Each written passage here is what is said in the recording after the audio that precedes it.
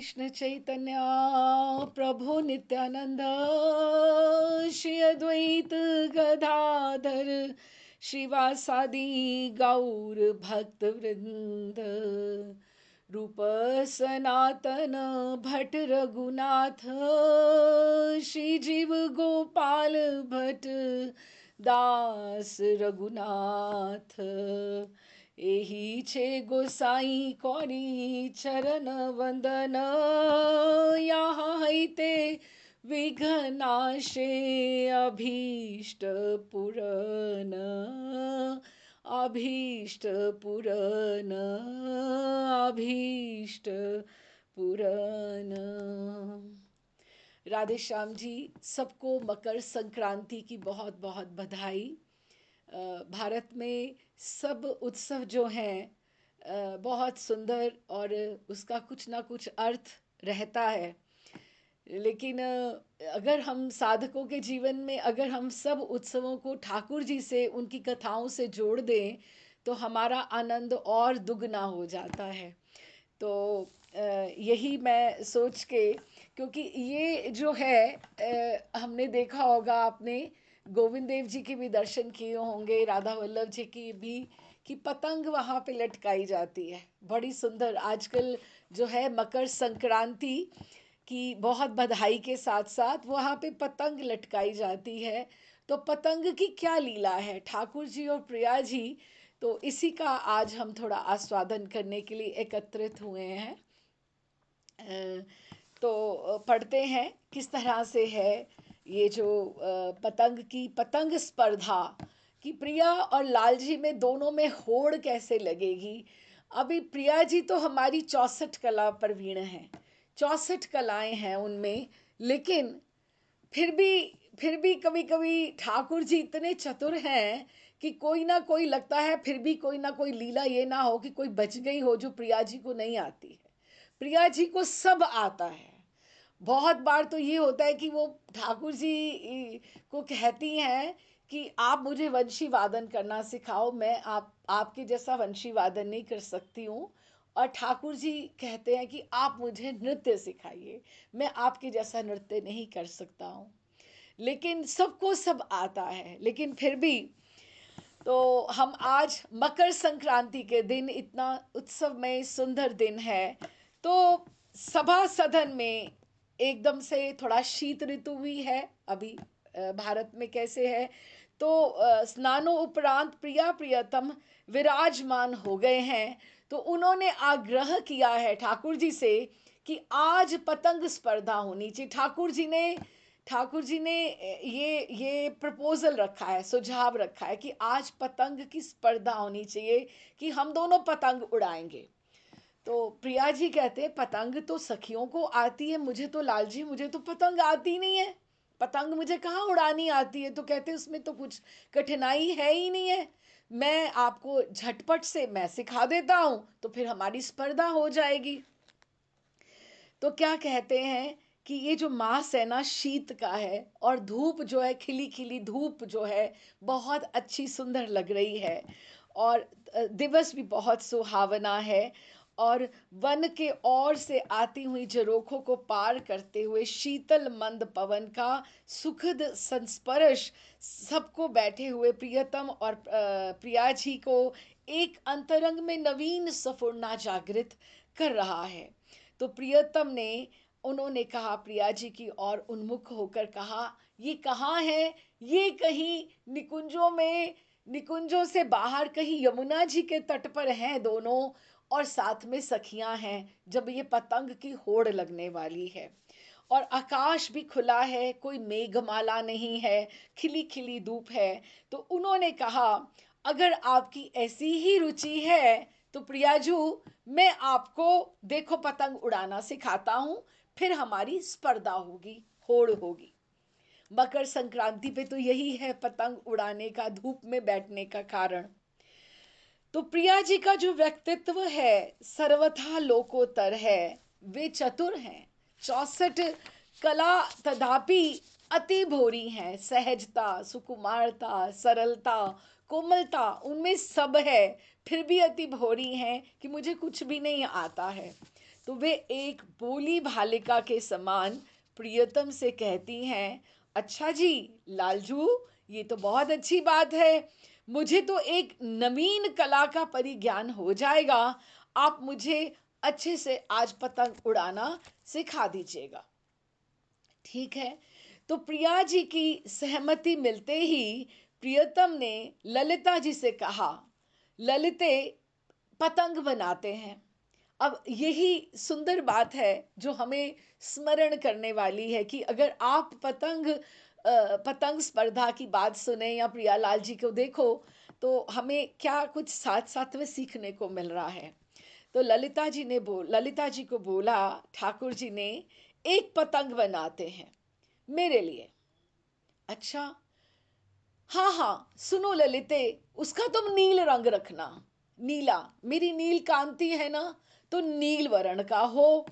अच्छा, तो अभी हम आजकल देखो पतंगों की आज खूबसूरत बहुत सुंदर सुंदर पतंगे आई हैं व्हाट्सएप पे, बधाई की। लेकिन किसी पे मोर है, किसी पे सूर्य है, किसी पे कितना सुंदर सुंदर सब फूल हैं। तो उन्होंने क्या बोला, मेरी पतंग नील हो, लेकिन उस पर तुम कागज के फूलों से प्रिया जी की मुखाकृति बनाना। प्रिया जी की मुख आकृति होनी चाहिए, तभी तो मुझे आनंद आएगा ना। मैं प्रिया जी को आकाश में एकदम से डोर के साथ, मेरा मन संबंध उनके साथ बंधा हुआ है। ठीक है, उसका चित्रांकन करना। अच्छा, ठीक है, पर ये पतंग बनाएगा कौन? कहते देखती हूँ हमारी सखियों में से तो चित्रा ही अधिक निपुण है। अच्छा अच्छा, एक ऐसा करो, एक पतंग मत बनाओ। अब प्रिया जी भी तो उड़ाएंगी, होड़ के लिए तो दो ही चाहिए। मेरी तो तुम बना रही हो, तो प्रिया जी के लिए कौन से वर्ण की बनाओ? हाँ, प्रिया जी का गौरांगी है, पीतवर्ण स्वर्णांगी है सुंदर, तो प्रिया जी की पीले रंग की, कि ताकि सबको स्मरण रहे ये प्रिया जी की है, ये ठाकुर जी की है। तो अच्छा लालजू, तो उसके ऊपर पीलवरण के ऊपर, पीतवरण के ऊपर क्या बनाऊं? तो कहते हैं उसके ऊपर फूलों से मेरा मुखाकृति का चित्रांकन कर देना। मेरी नीलवरण, ठाकुर जी की नीलवरण, और उसके ऊपर प्रिया जी का मुख, और प्रिया जी की पीतवरण गौरांगी, और उसके ऊपर ठाकुर जी का। क्योंकि जो संबंध है वो तो साथ साथ में चलते रहना चाहिए ना, उससे अलग नहीं होना चाहिए। इधर देखेंगे ठाकुर जी आकाश की तरफ, तो प्रिया जी दिखनी चाहिए। इधर से खाते हुए दिखेंगी तो प्रिया जी दिखने चाहिए। ठीक है ना? और प्रिया जी इधर आकाश की तरफ देखेंगी तो सामने ठाकुर जी का मुख होगा, तो अच्छा है ना, उनको विरह नहीं होगा। और इधर प्रेम संपुट की हमने प्रेम स्तर की बातें सीखी हैं, है तो दोनों एक ही, लेकिन लीला परवश ये दोनों अलग अलग से चलते हैं। तो कहते हैं वियोग नहीं होगा। अगर मेरी तरफ देखेंगी तो मैं यहाँ हूँ, उधर देखेंगी तो मैं वहाँ हूँ। अच्छा जी, तो प्रियतम के निर्देश पर ललिता जी ने चित्रा सखी को निर्देश दिया, और कुछ ही देर में दो पतंग चित्रा जी तैयार करके ले आईं। तैयार तो की, पर साथ ही साथ खूब लंबी लंबी पक्की डोरी से भी संलग्न कर दी, जिससे पतंग आकाश में ऊंचाई तक उड़ाई जा सके। तो पतंग के तैयार हो जाने पर श्री प्रिया प्रियतम सखियों सहित निकुंज भवन के उन्मुक्त वन भाग में आगे, जहां निकुंज था, जहां प्रतीक्षा कर रहे थे, तो यमुना जी की तरफ जो उन्मुक्त भाग है, जो खुला हुआ है, जिसमें आकाश, निकुंज में तो पूरा मंडप सा बना होता है ना, तो ये खुले भाग में आ गए सब लोग सखियों सहित, वन भाग में आ गए। तो प्रिया प्रियतम वन प्रांत में एक वृक्ष के नीचे कोमल पुष्प शैया पर विराजमान है। प्रियतम ने पहले पूछा ललिता जी से, ये दोनों पतंग किसने बनाई? ललिता जी बोली, चित्रा सखी ने। वाह भाई वाह, प्रियतम ने चित्रा को बुलाया। अच्छा चित्रा, तुमने पतंगे तो बहुत सुंदर बनाई हैं, और तुम लोगों को पतंग उड़ाना आता है क्या? सखियां सब बोली, हाँ हमें तो आता ही है। थोड़ी बहुत होगा तो आप ही सिखा दीजिएगा, आप प्रिया जी को भी तो सिखा ही रहे हैं, तो हम भी, आज तो मकर संक्रांति है तो क्या हम भी उड़ाएं आपके साथ पतंग? तो ऐसा करो, तो फिर तुम 8 और पतंगे बना लो। 8 पतंगे, 2 तो बन गई, अब 8 पतंगे, तब तक वो कोमल शैया पर विराजमान है। तुम 8 पतंग और बनाओ। अच्छा, अब जैसे जैसे रंग है, वर्ण है सखी का, उस रंग की, क्योंकि आकाश में उड़ती हुई पतंग दूर से पता लगनी चाहिए ये ललिता जू की है या विशाखा जू की है, क्योंकि कांति, जो विग्रह की कांति है वो झलकनी चाहिए पतंग में। तो उन्होंने कहा, एक पतंग तुम बनाओ गौरोचन रंग की, और उस पर ललिता सखी की आकृति कर देना, क्योंकि वो ललिता जी की होगी। ठीक है, अब हम स्मरण करते जाएं, ललिता जी का जो रंग है, वो वरण जो है वो गोरोचन है। ठीक है। अच्छा, दूसरी पतंग तुम बनाना विद्युत वर्ण की, उस पर तुम विशाखा जी का चित्र बना देना। अच्छा, तीसरी पतंग केशर वर्ण की हो, अब वो किसकी, उस पर तुम अपनी मुखाकृति बना लेना कि दूर से पता लग जाए ये चित्रा की है, दूर से पता लग जाए। चौथी पतंग जो है दाड़िम वरण की हो, जिस पर इंदु लेखा जी की मुखाकृति हो। पांचवी पतंग चंपा पुष्प वरण की हो, चंपा पुष्प जिस रंग का होता है, जिस पर चंपक लता जी की मुखाकृति हो। छठवीं पतंग जो है जवा कुसुम, जो जवा जो है ऑरेंजिश होता है रंग की हो, जिस पर रंग देवी जी की मुखाकृति हो, क्योंकि वो इस रंग की हैं। और सातवीं पतंग थोड़ी थोड़ी हरित वर्ण की, जैसे राम जी का, जैसे ठाकुर जी की नीलकांति है, तो वैसे ही हरित कांति राम जी की, हरित कांति है ना, जैसे ऐसे ठाकुर जी की नील कांति है और राम जी की हरित कांति है, तो वैसे ही तुंग विद्या जी थोड़ी हरित कांति वाली हैं, तो वो तुंग विद्या जी की मुखाकृति हो। और अंतिम आठवीं पतंग धवल रंग की हो, जिस पर सुदेवी जी की मुखाकृति हो। अब आप ये सोच लो, सब सखियों का जो रंग है, थोड़ा थोड़ा थोड़ा थोड़ा सब अलग है, ताकि दूर से ही पता लग जाता है कि कौन सी सखियां हैं। हमें ये वर्ण की भी क्या ज्ञान मिला कि सारा का सारा एक बार से हम फिर से समझ लेते हैं। ठाकुर जी हमारे हो गए जो नीलकांति, प्रिया जी होगी हमारी स्वर्णांगी, तो उसके बाद ललिता जी जो हैं वो गोरोचन हैं, और उसके बाद विद्युत वर्ण की विशाखा जी हैं, तीसरी केशर वाली जो है वो चित्रा हैं, और चौथी दाड़िम वर्ण की इंदु लेखा हैं। पांचवी जो है चंपक लता, वो चंपा पुष्प वर्ण की हैं। छठवीं जवा पुष्प की, जो रंग देवी जी हैं। सातवीं हरित कांति तुंग विद्या जी, और आठवीं जो है धवल रंग श्वेत, जो वो सुदेवी जी जो हैं। ठीक। आदेश के अनुसार चित्रा सखी अपनी सहयोगिनी मंजरियों के साथ, क्योंकि अब उनके यूथ को काम दिया गया है, तो उन्होंने अपनी सहचरियों मंजरियों सबको एकत्रित कर लिया कि जल्दी से, अब ये थोड़ा कि सारा दिन लग जाएगा तो कैसे पतंग स्पर्धा कैसे होगी। तो उन्होंने क्या कहा कि ऐसा, अब जब प्रियतम ने प्रिया जी से या हाँ जी, तो मंजरियों के सहयोग से 8 प्रकार की पतंग निर्माण करके वो जल्दी से, शीघ्र जितनी जल्दी हो सकती थी वो ले आई। तो अब प्रियालाल जी की तो पहले ही तैयार थी, अब ये 8 और हो गई। अब प्रियतम ने प्रिया जी से कहा, देखो, अब मैं तुम्हें समझाता हूँ तुम्हें कैसे खड़े होना है और तुम्हें क्या करना है। प्रियतम ने प्रिया जी से कहा, नील वर्ण की पतंग मेरी है, दूर से ही सबको पता लग जाएगा कि मैं उड़ा रहा हूं। तुम पतंग को लेकर, अभी पतंग को उड़ाने की भी टेक्निक होती, तरीका होता है।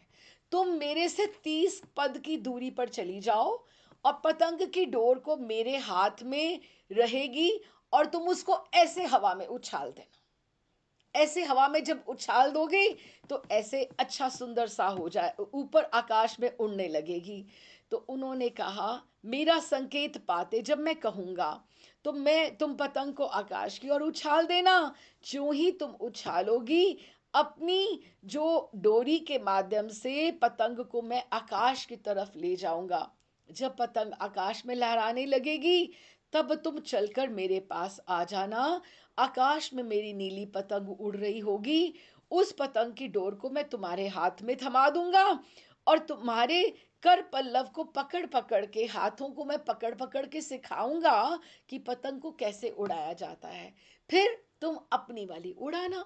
ये सब की सब योजना तैयार हो गई और सखियां को तो थोड़ा थोड़ा आता ही है। ठाकुर जी से उन्होंने थोड़ा थोड़ा शिक्षा लेकर, समझ कर कि कैसे प्रिया जी को सिखा रहे हैं, सब सखियां भी समझ रही हैं और वो भी उड़ाएंगी।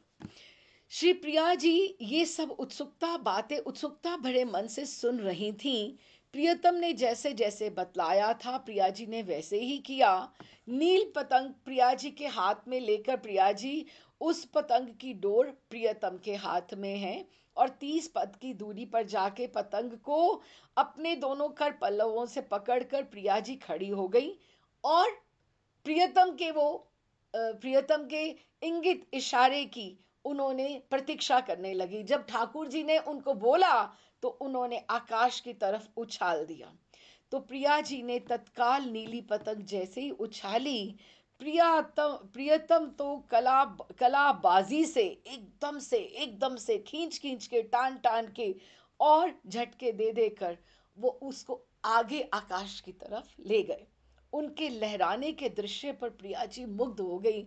अब हम भी सोचें, ठाकुर जी कैसे पीला पटका पहना हुआ और यमुना जी के एकदम से उन्मुक्त वहां पर खड़े हैं और प्रिया जी और सब सखियां साथ में हैं और कैसे एकदम से अपनी कलाबाजी दिखा रहे हैं। यूं आगे जा रहे हैं, पीछे जा रहे हैं, इधर जा रहे हैं और थोड़ी ढील दे रहे हैं और थोड़ा खींच रहे हैं और खूब अच्छे से उन्होंने, ठाकुर जी के ऊपर तो प्रिया जी मुग्ध हो गई और मन ही मन सोचने लगी मैं भी ऐसे ही करूंगी तो फिर मुझे हरा नहीं सकेंगे ठाकुर जी। तो प्रिया जी ने प्रियतम के निकट आ गई, अभी देखने लगी कि कैसे कैसे वो दाव पेच लगा रहे हैं। तो अब प्रियतम ने पतंग की डोर प्रिया जी के कर पल्लव में पकड़ा दी। अब तो वो उड़ रही है, यमुना जी के ऊपर वो आकाश में खुले में उड़ रही है।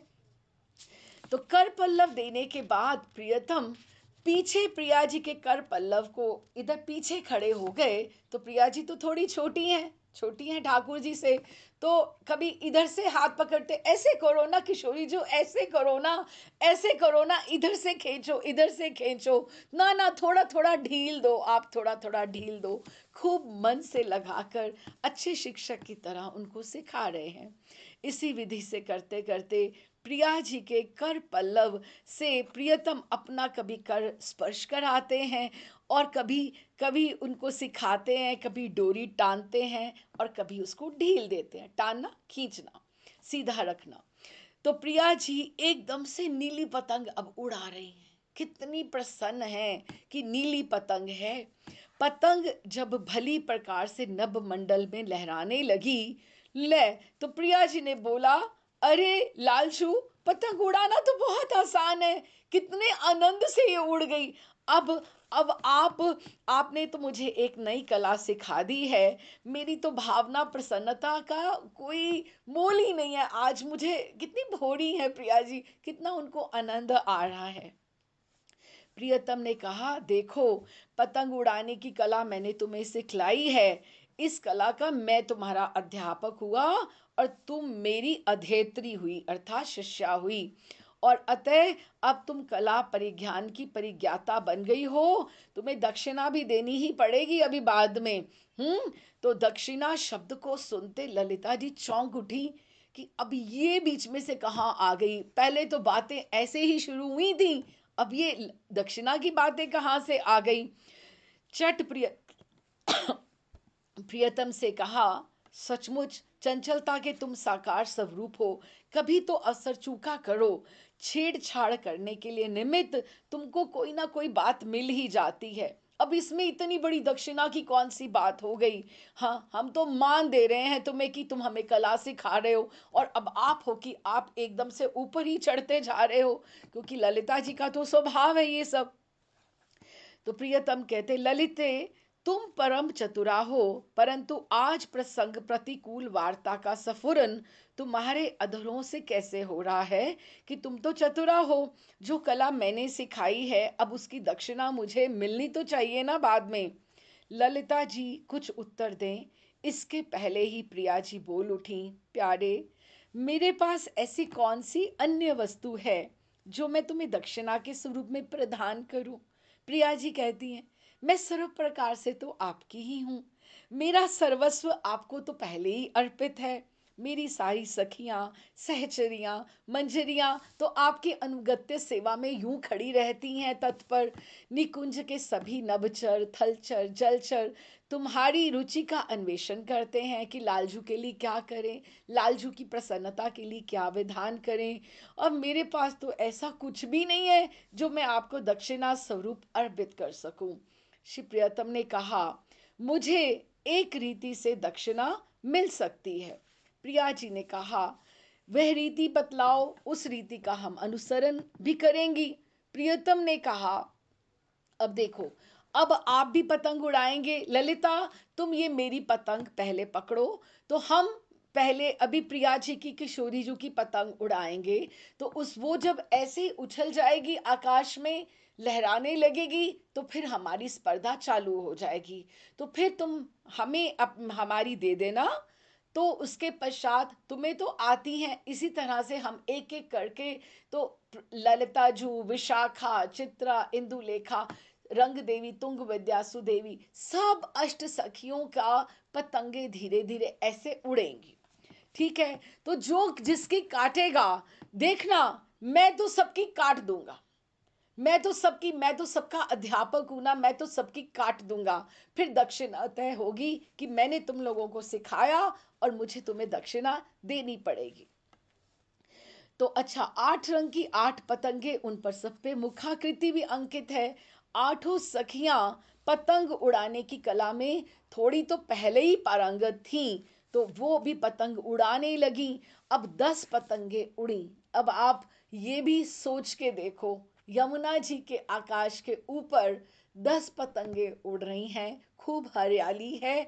और 10 पतंगे ठाकुर जी की नीलवर्ण की, और प्रिया जी की पीतवर्ण की, और मुखाकृति, और अष्ट सखियों की जो है वो सुंदर वहां पर उड़ रही हैं। तो आठों सखियों की जो चतुराई के साथ आठों ने बहुत सुंदरता से उड़ानी जो पतंगे थी वो प्रारंभ कर दी। प्रिया जी इस योजना से सहमत तो हो गई थी, पर उनके उनके मन में ये प्रश्न था कि देखो, अब ये जीत किसकी होती है। ठाकुर जी पता नहीं क्या मांगे, क्या ना मांगे, हमारे पास इस मन में अभी और है ही क्या जो हम। पर उनको विश्वास था ललिता जी सब संभाल लेंगी, ललिता जी सब संभाल लेंगी। तो इस तरह से उन्होंने करते करते, उन्होंने चिंतन ये था कि योजना तो अच्छी है, पर प्रियतम ने हम लोगों की कलाबाजी को चुनौती दी है, और हम तो नहीं हैं, मैं तो बिल्कुल ही नहीं हूँ। प्रिया जी ने सोचा, सखियों को तो फिर भी आता है, मुझे तो बिल्कुल कुछ नहीं आता है। तो फिर चुनौती अस्वीकार करने पे तो सबके सामने बहुत लज्जा होगी, इसलिए सबने हाँ हाँ कहकर पतंगे उड़ाने शुरू करी। सहचरियों के सहयोग से आठों सखियों ने उसी तरह से थोड़ी थोड़ी दूर पर खड़े होकर अपनी अपनी पतंग उड़ाई, और 10 पतंगे लहराने लगी। और प्रियतम ने कहा, ललिते, अब देखो, सारी आकाश में आ गई हैं, नील, गोरोचन, पीतवर्णा, केशर, जवा, धवल रंग की सब आ गई हैं, हरित कांति की।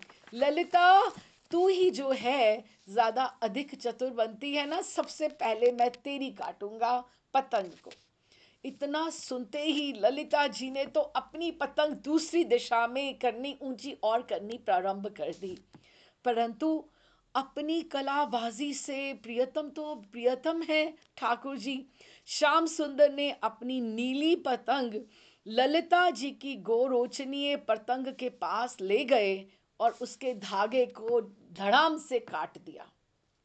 ठीक है, और वो गोरोचनीय पतंग, सबको पता लग गया ये ललिता जी की थी। गोरोचनीय पतंग मंडराती हुई वन प्रांत के भूमि के पे आकर गिर गई।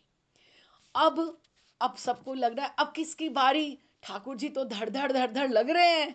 अब प्रियतम ने विशाखा से कहा, अब विशाखा अब तुम्हारी बारी, अब तुमने बचना है तो बच जाओ। इतना सुनते ही विशाखा जी ने अपनी पतंग की डोरी टानी कि एकदम से मैं ढील दूं ही नहीं, एकदम से टानी। परंतु दुर्भाग्य क्या कि वो जो डोरी थी एक पेड़ की डाल में उलझ कर छिन्न भिन्न हो गई, और वो तो वैसे ही कट गई, अपने आप ही हो गई। विशाखा जी का तो मुखमंडल ही मलिन हो गया कि मैं इन कलाबाज को हराती या मैं कुछ कर पाती, ये तो वैसे ही गड़बड़ हो गई। अब चित्रा जी को प्रियतम ने ललकारा और एक एक करके सबकी वो आ रहे हैं। इस तरह से चित्रा जी सावधान हो गईं और वे अपनी केशर वर्णीय पतंग को इधर इधर इधर इधर उड़ाने लगी कि ठाकुर जी के पास आना ही नहीं है, थोड़ा दूर दूर ही रहना है। और उसी समय आकाश में एक शुक उड़ रहा था। तो क्या हुआ, शुक के पांव में उस पतंग की डोरी जो थी वो उलझ गई, और वो उनको लगा चित्रा को कि इसको कहीं कुछ हो ना जाए, तो उन्होंने सारी ढील दे दी। और वो ढील से वो पतंग और वो शुक और वो सारी की सारी वो नीचे ही आ गया, ताकि वो शुक सारे, वो पहले वो भागी चित्रा जी, वो कहती मैं हार जाऊं तो हार जाऊं लेकिन शुक को कुछ नहीं होना चाहिए। तो इस तरह से प्रियतम ने एक एक करके, फिर बाकी सखियों की बारी आई, और फिर ठाकुर ने बाकी सखियों की पतंगों को काट ही दिया। अब आकाश में केवल 2 पतंगे बाकी रहीं। 3 की तो हमने सुन ली, बाकियों को तो काट दिया 5 को। तो अब आकाश में केवल 2 पतंग रह गई थी। कौन? प्रियतम की नीली पतंग और प्रियाजू की पीली पतंग। एक पर ठाकुर जी की मुखाकृति, एक पर प्रिया जी की मुखाकृति। दोनों आसपास मंडरा रही थी। यूं लग रहा था जैसे ये भी एक यहाँ विहार चल रहा है और एक वहाँ विहार चल रहा है, क्योंकि प्रिया जी के पीतवर्णा पे ठाकुर जी की मुखाकृति है, ठाकुर जी की नीलवर्ण के ऊपर प्रिया जी की मुखाकृति है, कि दोनों आसपास मंडरा रही थी। और भले सब सखियां हार गई थी, लेकिन अब ये जो नीली पीली पतंग की जोड़ी के ऊपर की शोभा पर सब विमुग्ध थी। उनको उनको ये लग रहा था इनका आकाश में विहार हो रहा है। अब आप ये सोच के देखो कितना सुंदर दृश्य है कि आकाश के ऊपर बेविहार हो रहा है। कभी नीली पतंग पीली पतंग की ओर झुकती थी, और कभी पीली पतंग नीली पतंग की ओर झुकती थी। ललिता जो विशाखा, वो नहीं चाहती थी प्रिया जी हारे, वो सब उनको प्रोत्साहन दे रही हैं, किशोरी जी ऐसे करो ना, किशोरी जी ऐसे करो ना, आपने हारना नहीं है, आपने हारना नहीं है। लेकिन उनको बहुत विमुग्ध दोनों की पतंग परस्पर अभिवादन करे, इस दृश्य की कोई कल्पना नहीं कर सकता। कोई इधर ऐसे झुक रही है, कोई ऐसे आ रही है, कोई इधर को जा रही है, कोई इधर को जा रही है। इसी समय प्रियतम ने देखा कि प्रिया जी के कलित भाल पर, कलित किसको बोलते, थोड़ा थकावट जैसे थकान हो गई, कि एकदम से श्रम हो आया, कलित भाल पर मस्तक पर श्रम बिंदु आ गए हैं। प्रिया जी के थक सी गई हैं कि बहुत काम करना पड़ रहा है ना, इतनी सुकुमार हैं, इतनी सहज हैं कि उनको श्रम बिंदु हो आए हैं। उन्होंने तुरंत निर्णय किया कि अब पतंग लीला को विराम कर देना चाहिए, प्रिया जी थक गई हैं। और निमित्त के रूप में प्रियतम कहने लगे, मेरे कल पल्लव, अब देखो ना किसी को कोई संकुचित नहीं करना चाहता। हमने यही प्रेम संपुट से सीखा ना कि संकुचित नहीं करना, जहाँ प्रेम है। तो प्रिया जी ने सारी, प्रिया जी के मस्तक पर उन्होंने श्रम बिंदु देखे, लेकिन ठाकुर जी ने क्या कहा, मेरे कर पल्लव अब तो थक से रहे हैं, श्रमित हो गए हैं, अब मैं पतंग को नभ मंडल से उतार लेता हूँ, अब मैं धीरे धीरे धीरे धीरे इसको अभी हटा लेता हूँ। प्रिया प्रियतम प्रिया जी को भी लगा कि अब शायद ऐसे ही करना होगा। अब प्रियतम ने भी, वो पतंगे कटी नहीं, तो प्रियतम ने भी अपनी धीरे धीरे धीरे धीरे उतार ली पतंग, और प्रिया जी ने भी अपनी धीरे धीरे धीरे करके वन प्रांत के वृक्ष के नीचे, तो फिर उन्होंने उतार के दोनों ने रख दी। सखियों ने वो पतंगे जो थी वो संभाल ली, और प्रिया जी ठाकुर जी पुष्प आसन पर प्रिया प्रियतम विराजमान हो गए। और उन्होंने, सखियां जल्दी से झाड़ी लेकर आई, उनको जैसे श्रम हो गया था, अच्छा पेय पदार्थ उनको अच्छे से, कुछ तिल के लड्डू, गुड़ के लड्डू, जैसे वातावरण के और मौसम के अनुसार, आज ऋतु के अनुसार है, उनको सखियों ने एकदम से प्रेषित किए, कुछ पेय दिया, मार्जन किया, थोड़ा सा चांवर किया। तो उन्होंने कहा, एकदम से जब स्वस्थ हो गए, तो उन्होंने कहा, ठाकुर जी ने देखा ना, हे प्रिय, मैंने तुम्हें एक कला का परिज्ञान कराया है, कितना सुंदर, आज मैंने तुम्हें कुछ सिखाया है, और सारी सखियों को तो मैंने पराजित ही कर दिया। और लेकिन चलो, तुम तो कुछ मत दो दक्षिणा, क्योंकि तुम तो, ना हम हारे ना हम जीते, हम दोनों ही नहीं, हमने दोनों ने ही स्पर्धा नहीं करी, लेकिन सखियां तो तुम्हारी सारी हार गई, मुझे तुम्हारी सखियों से सबसे दक्षिणा चाहिए। अब चतुरों की शिरोमणि तो ललिता जी हैं, उन्होंने कहा ये तो अच्छा हुआ, बात तो शुरू हुई थी कि प्रियाजू सीखेंगी और प्रियाजू दक्षिणा देंगी, अब ये सारी बात तो हमारे ऊपर आ गई, ये दोनों तो छूट गए, अब हम लोगों को दक्षिणा देनी पड़ेगी। लेकिन वो तो चतुरों की शिरोमणि है ललिता जी, वो कहाँ बस में आने वाली हैं। सब लोग सोचे, विशाखा जू और तुंग विद्या और रंग देवी की, अब मुझसे हमसे ठाकुर जी क्या मांगने वाले हैं, अभी क्या मांगेंगे, क्या हमें देना पड़ेगा, जी जी आप ही बड़ी हो, आप ही समाधान कर दो। तो उनका पांडित्य ललिता जी का तो अगाध है, एकदम उनकी विद्वता तो सीमातीत है, और जब वो तर्क पे आती हैं तो वो सब बात को समेट समेट लेती हैं। तो कुछ सोचकर ललिता जी ने कहा, प्रियतम, प्यारे, आपका अनुरोध जो है ना हमसे, जो दक्षिणा का, वो अर्थ विहीन है। पहली तो बात, तुमने ये कला हमें सिखाई ही नहीं है, और अगर समझते हो, तुमने प्रिया जी को सिखाई, हमें तो सिखाई ही नहीं है, और अगर तुम समझते हो तो तुमने हमें सिखलाई है, तो क्या सिखलाई है, हम तो कोई जीती नहीं।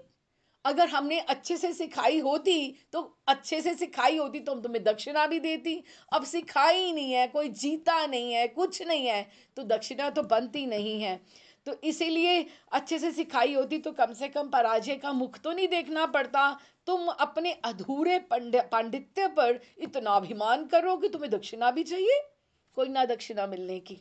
तो इतना कहकर प्रिया जी, जब उन्होंने कहा, तो प्रिया जी मुस्कुराने लगी कि ललिता जी तो अच्छी चतुर, बात तो सही है, ठाकुर जी ने सिखाई तो सही, लेकिन इतनी भी प्रवीणता से ना सिखाई।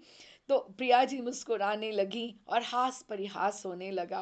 प्रियतम से कहने लगी, प्यारे, इस वाद विवाद का कोई अंत नहीं है, ये ललिता अपने तर्कश से तर्क के तीर पर तीर निकालती रहेगी, अतः विवाद को छोड़ो, और मकर संक्रांति का ये जो बाकी का उत्सव है, अभी हमारी पतंग की होड़ तो बहुत हो गई, तो अब हम कुछ और करें, अभी हम कुछ और बात करते हैं, चलो निकुंज में पधारते हैं।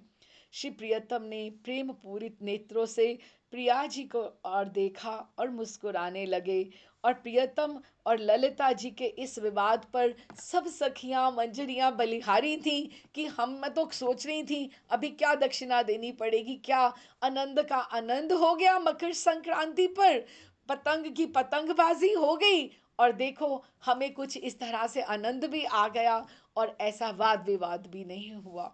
तो बस इस तरह से ही छोटी छोटी लीलाएं हैं। आज मकर संक्रांति करके मुझे स्मरण हो आया कि एक ऐसी लीला है जो आज साधकों के थोड़ा भजन चिंतन में आएगी, कि किस तरह से प्रियालाल जी, उनकी सखियां पतंग उड़ाते हैं, और किस तरह से, तो इसी करके एक शॉर्ट कॉल के ऊपर हमने ये बात करी, ये सब मंथन चिंतन हुआ। बोल मकर संक्रांति उत्सव की जय, प्रियालाल जी के उत्सवों की जय। राधे श्याम जी, राधे श्याम।